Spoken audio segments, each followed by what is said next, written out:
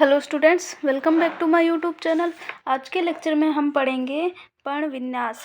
इससे पहले का जो लेक्चर है चैप्टर 5 मैंने स्टार्ट किया था पुष्पी पादपों की आकारिकी। तो पहले वाले लेक्चर में मैंने जड़ तना पत्ती पढ़ा दिया था। आज हम यहाँ पे स्टार्ट करेंगे पर्ण विन्यास से। तो पर्ण विन्यास क्या होता है? तने जो हमारा तना होता है पेड़ के और उस पर जो शाखा होती है तने के ऊपर, उन पे जो पत्तियाँ लगी रहती है वो जिस प्रकार से लगी रहती है वो पत्ती के लगने के क्रम को ही पर्ण विन्यास कहते हैं। यानी तने या शाखा के ऊपर पत्ती के लगने के विन्यास को या फिर पत्ती के लगने के क्रम को ही पर्ण विन्यास कहते हैं। कितने प्रकार का होता है? 3 प्रकार का होता है। तो एक होता है एकांतर, दूसरा सम्मुख और तीसरा होता है चक्करदार।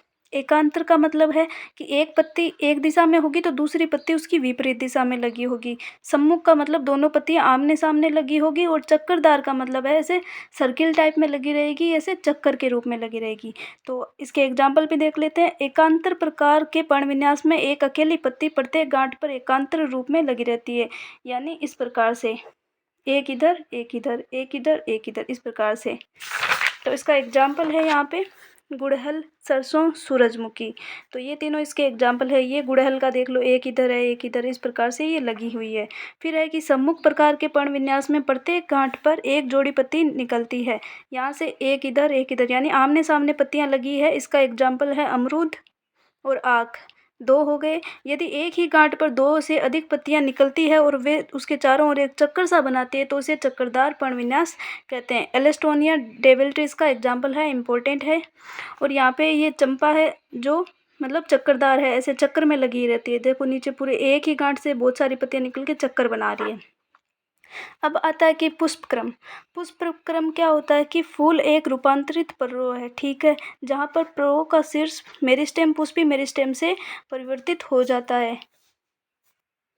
इसका मतलब है कि जो शीर्ष होता है, तना होता है, उसका शीर्ष के ऊपर मेरिस्टेम विभज्योतक की कोशिकाएं होती है। वहाँ से जो पुष्प है वो मेरिस्टेम में परिवर्तित हो जाता है, यानी विभज्योतक की कोशिकाएं वहाँ पे पुष्प का निर्माण करती है। पोरियां यानी इंटरनोड लंबाई में नहीं बढ़ती है। जो 2 शाखाओं के बीच की दूरी होती है वो लंबाई में ज़्यादा नहीं बढ़ती है और वहाँ पे पुष्प लगने लग जाते हैं। और अक्ष है वो दबकर रह जाती है। जहाँ पे पुष्प लगना स्टार्ट हो जाता है वहाँ पे वो उतनी ज़्यादा वृद्धि नहीं करता, अक्ष यहाँ पे दब के रह जाती है। गांठों पर क्रमानुसार पत्तियों की बजाय पुष्पी उपांग निकलते हैं। पुष्पी उपांग का मतलब है कि जो पुमंग और जायांग है वो वहाँ पे निकलते हैं। जब पर्वत शीर्ष फूल में परिवर्तित हो जाता है तब वह सदैव अकेला होता है। जब अगर पर्रों के ऊपर शीर्ष पे अगर फूल होता है तो वो अकेला होता है, और अगर साइड में होंगे तो वो बहुत सारे फूल होंगे। तो पुष्पी अक्ष पर फूलों के लगने के क्रम को ही पुष्पक्रम कहते हैं। पुष्पक्रम यहाँ पे मेन था हमारा। तो पुष्पक्रम क्या है? पुष्पी अक्ष है, जहाँ पे पुष्प लगते हैं वहाँ पे फूलों के लगने के क्रम को पुष्पक्रम कहते हैं। पत्ती के लगने के क्रम को पर्ण विन्यास कहते हैं, और यहाँ पे पुष्पक्रम। तो शीर्ष का फूल में परिवर्तित होना, शीर्ष है वहाँ पे तने का, उसका फूल में परिवर्तित होना अथवा सतत रूप से आगे वृद्धि करने के आधार पर पुष्पक्रम को 2 भागों में बांटा गया है। एक होता है असीमाक्षी और दूसरा ससीमाक्षी। ये है असीमाक्षी और ये यहाँ पे है ससीमाक्षी। तो दोनों में क्या डिफरेंस है देख लेते हैं कि असीमाक्षी प्रकार के पुष्पक्रम के प्रमुख अक्ष में सतह वृद्धि होती रहती है और फूल पार्श्व में अग्राभिसारी रूप में लगे रहते हैं। ये इस प्रकार से लगता है, इसमें साइड में पहले नया फूल लगता है और इसके ऊपर और ज़्यादा से ज़्यादा आगे नए नए फूल लगने जाता है। मतलब पुराना फूल यहाँ पे सबसे बड़ा होगा, ऊपर सबसे छोटा फूल होगा। और इसमें मतलब तने की वृद्धि भी सतत रूप से हो रही है और अग्राभिसारी रूप में, यानी एक क्रम में, यानी पहले पुराना फिर उसके ऊपर नया फिर उसके ऊपर और नया, इस प्रकार से तने की लगातार वृद्धि इसमें होती रहती है क्योंकि पार्श्व में खिल रहे हैं फूल। तो अब आता है ससीमाक्षी पुष्पक्रम। इसमें क्या आता है कि जो उसका तना है उसके ऊपर ही फूल लग जाता है, तो अब वो तने की वृद्धि कम होगी, इसलिए सीमित वृद्धि होती है इसमें। शीर्ष पर फूल लगता है, फूल तलाभिसारी क्रम में लगे रहते हैं। तलाभिसारी का मतलब है कि साइड में उसका तल में फूल लगे रहते हैं। ऊपर पहले लग जाता है फिर साइड में उसमें फूल निकलते रहते हैं। इसमें ना मतलब पहले मतलब ऊपर लगता है फिर वो नीचे चला जाता है, फिर और ऊपर वृद्धि करके ऊपर फूल लगे जाते हैं। इस प्रकार से लगे जा रहे उसमें साइड में लगने लग जाते हैं। तो फूल तलाभिसारी क्रम में लगे रहते हैं, इसमें अग्राभिसारी क्रम में लगे रहते हैं। तलाभिसारी क्रम का मतलब ये है कि ये सबसे इधर नए फूल लगेंगे और इधर ये पुराना फूल हो गया। तो ये यहाँ पे हो गया कि ये सबसे पहला लगा, इसके बाद में साइड में लगेंगे। उसमें क्या है, उसमें सबसे पहले साइड में लगा है, उसके बाद में ऊपर और निकले जा रहे हैं, तो इसमें वृद्धि हो रही है, इसमें वृद्धि सीमित हो गई। फिर आता है इसमें पुष्प यानी फ्लावर। तो एंजियोस्पर्म में पुष्प होते हैं, हमें पता है, एक बहुत महत्वपूर्ण ध्यान आकर्षी रचना है। यानी पुष्प इतने सुंदर होते हैं इसलिए हमारा ध्यान आकर्षित करते हैं। ये एक रूपांतरित पर्रो है जो लैंगिक जनन के लिए होता है। लैंगिक जनन के लिए पर्रो का रूपांतरण होता है और पुष्प बनता है। एक प्ररूपी फूल में विभिन्न प्रकार के विन्यास होते हैं जो क्रमानुसार फूले हुए पुष्पवृंत, जिसे पुष्पासन कहते हैं, उसके ऊपर लगे रहते हैं। उसमें अलग अलग विन्यास होते हैं, जैसे कि कैलिक्स, कोरोला, पुमंग और जायांग। कैलिक्स, कोरोला, पुमंग और जायांग, ये सब पुष्पासन के ऊपर लगे रहते हैं। पुष्पासन क्या है? ये यहाँ पे जो हमारा जायांग है, इसके नीचे फूला हुआ भाग होता है, उसे बोला जाता है पुष्पासन। यहाँ पे जो दल, बाह्य दल, जितने भी पुमंग, जायांग, सब इसके ऊपर ही लगे रहते हैं। कैलिक्स, कोरोला, पुमंग और जायांग। तो इसे दल बोला जाता है, कोरोला को, कैलिक्स को बाह्य दल बोला जाता है। कैलिक्स तथा कोरोला सहायक अंग होते हैं, जबकि पुमंग तथा जायांग यहाँ पे मेन लैंगिक अंग है जिनके द्वारा जनन होता है, वो जो सहायक अंग है दो। कुछ फूलों जैसे प्याज में कैलिक्स अथवा कोरोला में कोई अंतर नहीं होता। उनमें कैलिक्स और कोरोला देख के हम बता ही नहीं सकते कि कौन सा क्या है। प्याज इसका एग्जाम्पल है। इन्हें परिदल पुंज कहते हैं, यानी पेरियंत कहा जाता है। इंपॉर्टेंट है ये भी। जब फूल में पुंकेसर अथवा पुमंग दोनों ही रहते हैं तब उसे द्विलिंगी या उभयलिंगी कहते हैं। पुंकेसर और पुमंग, जब फूल में पुंकेसर तथा पुमंग दोनों ही रहते हैं तब उसे द्विलिंगी अथवा उभयलिंगी कहते हैं। लेकिन जब किसी फूल में केवल पुंकेसर अथवा अंडप हो, यहाँ पे मिस्टेक है, यहाँ पे लिखो पुंकेसर तथा स्त्री केसर अगर दोनों होंगे तो उसे द्विलिंगी पुष्प कहते हैं। अगर यहाँ पे या तो पुंकेसर होगा या फिर अंडप होगा तो उसे एकलिंगी कहते हैं। यहाँ पे अंडप भी लिख सकते हो, स्त्री केसर भी लिख सकते हो। ओके, मतलब एक फूल के अंदर है ये अंडप है सिर्फ, तो इसे हम बोलेंगे एकलिंगी। या फिर इसके साइड में ऐसे वो पुमंग निकले हुए हैं तब इसे बोल देंगे एकलिंगी। या तो ये है या फिर पुमंग है तो उसे एकलिंगी बोलेंगे। अगर दोनों साथ में उपस्थित है तब उसे उभयलिंगी या फिर द्विलिंगी कहते हैं। अब है सम्मिति के आधार पर, एक होता है त्रिज्य सम्मित और एक होता है एक व्यास सम्मित। तो ये दो है, यहाँ पे आगे देखते हैं, तीन है यहाँ पे। तो जब किसी फूल को दो बराबर भागों में विभक्त किया जा सके तब उसे त्रिज्य सम्मित कहते हैं। एक फूल है इस प्रकार से, उसे हम किसी प्रकार भी काटे तो उसे समान त्रिज्या में दो भागों में व्यवस्थित कर दिया जाता है, दो भागों में बांटा जाता है, तो उसे त्रिज्या सम्मित कहते हैं। उदाहरण हो गया सरसों, धतूरा, मिर्च, ये हो गए इसके एग्जाम्पल। लेकिन जब फूल को केवल एक विशेष ऊर्ध्वाधर समतल से दो समान भागों में विभक्त किया जा सके तो उसे एक व्यास सम्मित कहते हैं। एक व्यास सम्मित का मतलब है कि कोई एक स्पेशल ऐसे होगी जगह, सिर्फ उसी टाइप से काटेंगे तभी उसे दो भागों में बराबर बांट सकते हैं। तो इसको या तो ऐसे काटेंगे तब या फिर ऐसे काटेंगे तब बराबर होंगे, तो इसे हम कहते हैं एक व्यास सम्मित। फिर है कि इसके एग्जाम्पल है यहाँ पे मटर, गुलमोहर, सेम, केसिया, ये सब इसके एक व्यास सम्मित के एग्जाम्पल है। जब कोई फूल बीच से किसी भी ऊर्ध्वाधर समतल से दो समान भागों में विभक्त न हो तो उसे असम्मित या फिर अनियमित करते हैं। जैसे कि केना इसका एग्जाम्पल है, उसको कैसे भी काटेंगे तो वो दो बराबर भागों में विभक्त नहीं होगा, तो उसे कहते हैं असम्मित। फिर है कि एक पुष्प होता है, यहाँ पे त्रितयी, चतुष्टयी और पंचतयी हो सकता है। किस प्रकार से? अगर उसमें पुमंग, पुष्पांग या फिर उपांग है, यहाँ पे 3 के गुणज होंगे, 4 के गुणज होंगे या 5 के गुणज होंगे, उस प्रकार व्यवस्था होगी तो उसे 3 में होंगे तो त्रितयी, 4 से होंगे तो चतुष्टयी, 5 से पंचतयी होंगे। जिस पुष्प में सहपत्र होते हैं यानी पुष्पवृंत के आधार पर छोटी छोटी पत्तियां निकली रहती है उन्हें सहपत्री कहते हैं, और जिसमें सहपत्र नहीं होते उसे सहपत्रहीन कहते हैं।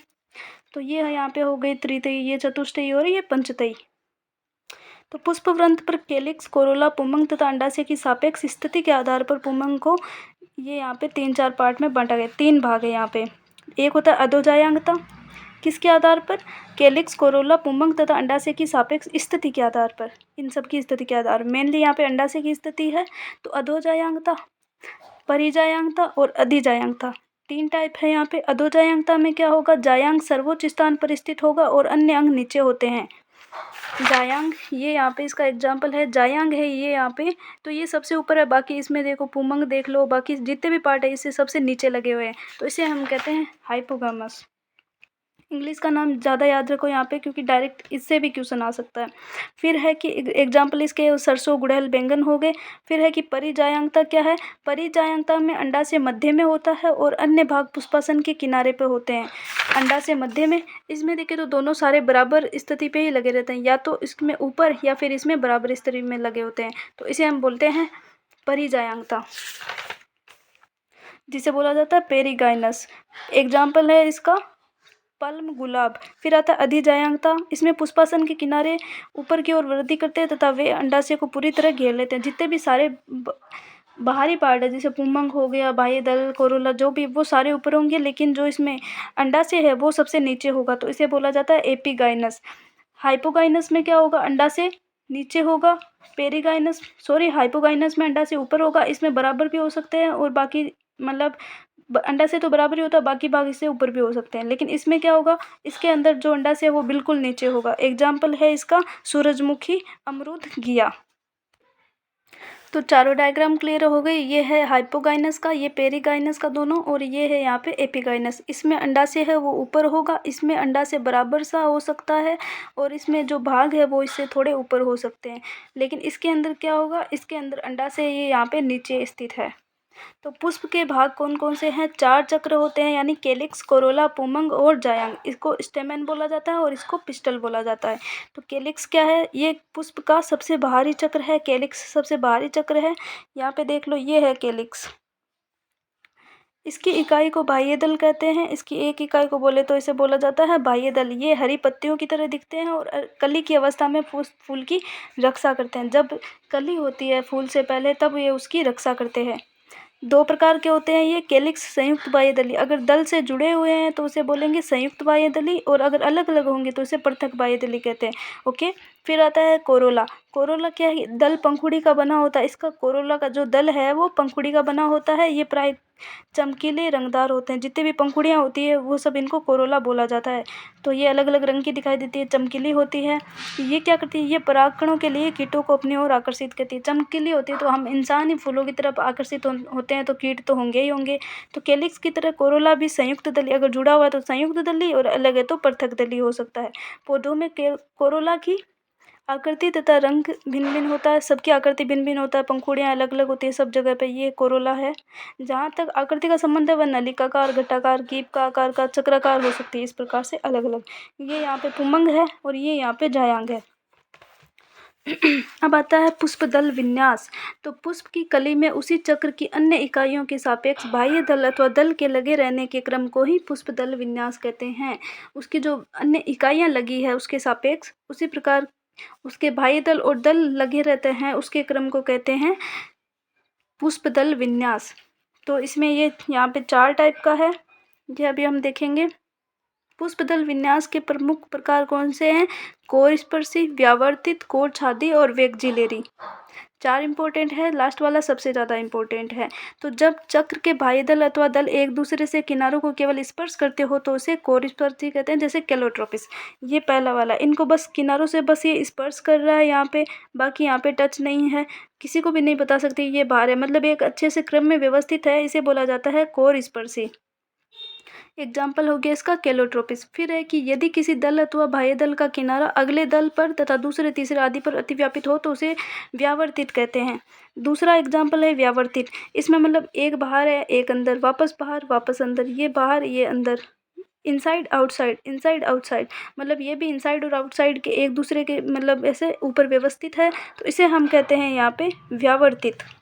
फिर आता है हमारा थर्ड, व्यावर्तिक का एग्जाम्पल है गुड़हल, भिंडी, कपास। एग्जाम्पल है यदि बाह्य दल अथवा दल दूसरे पर अतिव्यापित हो तो उसकी कोई विशेष दशा नहीं होती। इसमें क्या है कि इसकी कोई भी विशेष दिशा नहीं है। इसमें देखो ये दोनों बाहर की तरफ है, ये इसमें एक अंदर है एक बाहर है, इनसाइड इनसाइड, ये दोनों इनसाइड हो गए, इसमें एक आउटसाइड, इसमें एक इनसाइड, तो कोई भी एक क्रम नहीं है, तो इसे हम बोलते हैं कोर छादी। एग्जाम्पल है इसका केसिया और गुलमोहर। फिर आता है मटर तथा सेम में इसका स्पेशल ये विन्यास होता है। ये इस प्रकार से, पहले एक बाहर की तरफ, फिर इसे 2 इस प्रकार से, और लास्ट में ये 2 इस प्रकार से, और ये यहाँ से जुड़े हुए हैं। तो ये जो स्पेशल होता है ये सिर्फ मटर और सेम में देखा जाता है। इसे बोला जाता है वेक्जिलेरी अथवा पेप्लियोनियस कहा जाता है इसे। तो ये चारों समझ में आ गए। ये हो गया कोर स्पर्शी, ये व्यावर्तित, ये कोर छादी और ये वेक्सिलरी। फिर आता है पुमंग। पुमंग क्या है, पुमंग है हमारा नर जननांग पुष्प के अंदर। तो पुमंग पुंकेसरों से मिलकर बनता है। ये होता है हमारा पुमंग, और इसके अंदर ये पुंकेसर होता है और ये पुतंतु होता है, इनसे मिलकर पुमंग बनता है। प्रत्येक पुंकेसर जो फूल के नीचे, फूल के नर जनन अंग है, ये फूल का नर जनन अंग है। इसमें एक तंतु तथा एक परागकोश होता है। ये यहाँ पे तंतु हो गया और इसके अंदर एक परागकोश है। प्रत्येक परागकोश प्राय द्विपालिक होता है। यहाँ पे 2 पालियाँ दिख रही है, एक इधर और एक इधर, द्विपालिक होता है। और प्रत्येक पाली में 2 कोष्ठक परागकोश होते हैं। इसके अंदर वापस से 2 कोष्ठक होते हैं और परागकोश होते हैं, उनके अंदर परागकण होते हैं। बंदे पुंकेसर है वो जनन करने में असमर्थ होते हैं, वह स्टेमिनाइड कहलाते हैं। ये भी इम्पोर्टेंट है, पुटअप हो सकते हैं एग्जाम्पल में। बंदे पुंकेसर जनन करने में असमर्थ होते हैं और वे स्टेमिनाइड कहलाते हैं। पुंकेसर फूल के अन्य भागों जैसे दल अथवा आपस में ही जुड़े हो सकते हैं। ठीक है, पुंकेसर दल से जुड़े होते हैं तो उसे दल लग्न कहा जाता है, और अगर वो दल पुंज से जुड़े होते हैं तो उसे परिदल या फिर एपीफिलस कहते हैं। एग्जाम्पल है इसका लिली, और उसका एग्जाम्पल है एपीपेटलस में बैंगन। तो फूल में पुंकेसर मुक्त तो उसे बहुपुंकेसरी बोलेंगे, जुड़े हो सकते हैं। मुक्त होंगे तो बहुपुंकेसरी या फिर जुड़े हो सकते। पुंकेसर एक गुच्छे में होगा तो उसे एक संगी बोलेंगे। और अगर इसका एग्जाम्पल गुड़हल अगर 2 बंडल में होता है तो उसे द्विसंगी कहते हैं, 2 के झुंड में। और अगर ये 2 से अधिक होगा तो उसे बहुसंगी कहते हैं, जैसे सिट्रस यानी नींबू में। मटर हो गया द्विसंगी का। उसी फूल के तंतु की लंबाई में भिन्नता हो सकती है, जैसे सेल्विया और सरसों में। ये होता है हमारा ये अभी हम जायांग पढ़ेंगे। अब आता है जायांग। जायांग क्या है? जायांग फूल के मादा जनन अंग होते हैं। पुमंग थे वो नर जनन अंग है, और जायांग है यहाँ पे मादा जनन अंग। तो ये एक अथवा अधिक अंडाशय से मिलकर बनते हैं। अंडप के 3 भाग होते हैं, वर्तिका, वर्तिकाग्र और अंडाशय। अंडप तो ये यहाँ पे 3 है, ये वर्तिकाग्र, ये वर्तिका और ये अंडाशय। इसके अंदर बीजांड होते हैं। वर्तिका अंडाशय को वर्तिकाग्र से जोड़ती है। वर्तिका अंडाशय को वर्तिकाग्र से जोड़ती है, ये बीच में जोड़ने का काम करती है। वर्तिकाग्र प्राय वर्तिका की चोटी पर होती है और परागकण को ग्रहण करती है। ये यहाँ पे वर्तिका की चोटी के ऊपर है, और यहाँ से जो साइड में क्या है, साइड में थे हमारे पूतंतु, उनसे परागकण को ग्रहण करती है। प्रत्येक अंडाशय में एक अथवा अधिक बीजांड होते हैं, जो चपटे गहरे गद्देदार बीजांडासन से जुड़े रहते हैं। यहाँ से जहाँ से बीजांड ये जुड़ा हुआ है अंडाशय पुष्पासन से, उसे कहा जाता है बीजांडासन।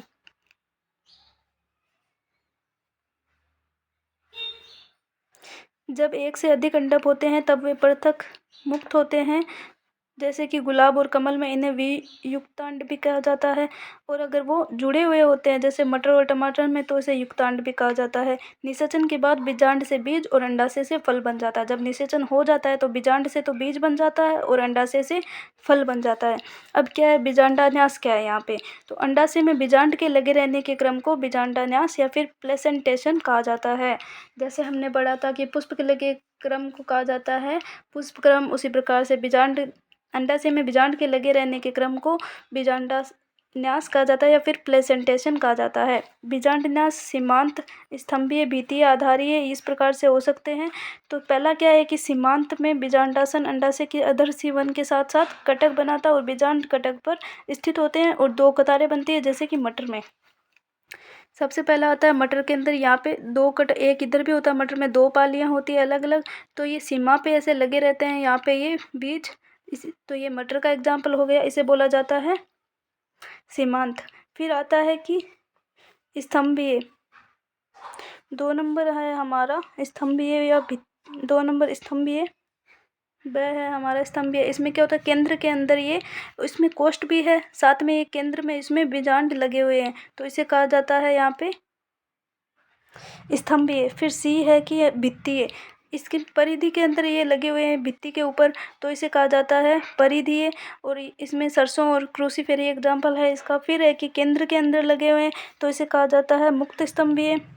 और यहाँ पे ये है, यहाँ पे आधारी, इसमें आधारी भाग में लगा हुआ है, तो इसे कहा जाता है आधारीय। तो इसमें गेंदा, सूरजमुखी एग्जाम्पल हो गया, इसमें डायंथस और प्रिमरोज हो गया। थ्योरी में भी बिल्कुल यही लिखा है, तो आप ये पढ़ सकते हो। फिर हम देखते हैं फल।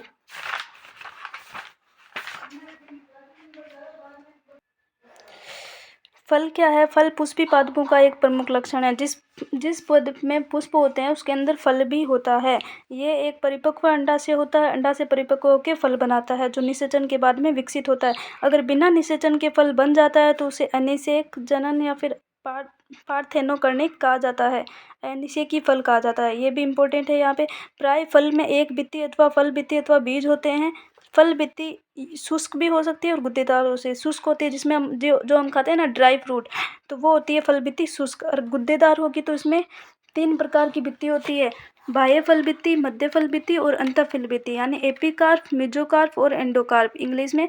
और आम तथा नारियल में फल के प्रकार को अस्थिल या फिर ड्रूप कहते हैं। ये भी इम्पोर्टेंट है। एक फल एकांड भी ऊर्ध्ववर्ती अंडाशय से विकसित होते हैं और इनमें एक बीज होता है। किसमें? आम और नारियल से बात की गई है। दोनों लाइनें बहुत इंपॉर्टेंट हैं।